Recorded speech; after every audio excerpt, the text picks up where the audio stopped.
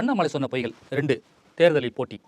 அண்ணாமலை அண்ணாமலை ஆசை வச்சு அண்ணாமலை 2024 நாடாளுமன்ற தேர்தலில் போட்டியிட நான் விரும்பவில்லை.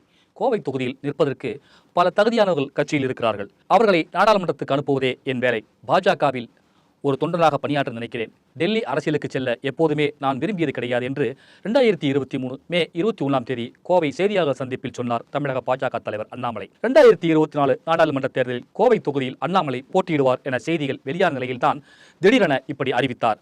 2024 நாடாளுமன்ற தேர்தலுக்காக என் மண் என் மக்கள் என்ற நடைபயணத்தை அண்ணாமலை மேற்கொண்ட போது இதே கருத்தை மீண்டும் உறுதிப்படுத்தினார்.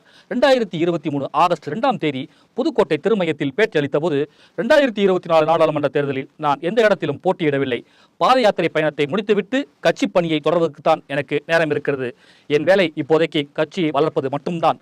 தமிழ்நாட்டில் இருக்கவே நான் விரும்புகிறேன். டெல்லி போவதில் அங்கே பதவி பெறுவதில் எனக்கு விருப்பம் இல்லை என்று உறுதிபட சொன்னார் அண்ணாமலை. அடுத்து 6 மாதத்தில் அண்ணாமலையின் பொய் அம்பலமானது. 2024 மக்களவைத் தேர்தலில் கோவை தொகுதியில் அண்ணாமலை போட்டியிட்டார். தேர்தல் பிரச்சாரத்தில் 500 நாட்களில் நிறைவேற்றப்படும் என சொல்லி கோவைக்கு 100 வாக்குறுதிகளை வாரி வழங்கினார். கோவையில் என்னை தோற்கடிக்க திமுக அதிமுக ஒன்று சேர்ந்து போராடும், கோவை மக்களை விலைக்கு வாங்க முயற்சி என்றெல்லாம் பிரச்சாரத்தில் சொன்னார் அண்ணாமலை. 1,18,068 வாக்குகள் வித்தியாசத்தில் அண்ணாமலை தோற்றார்.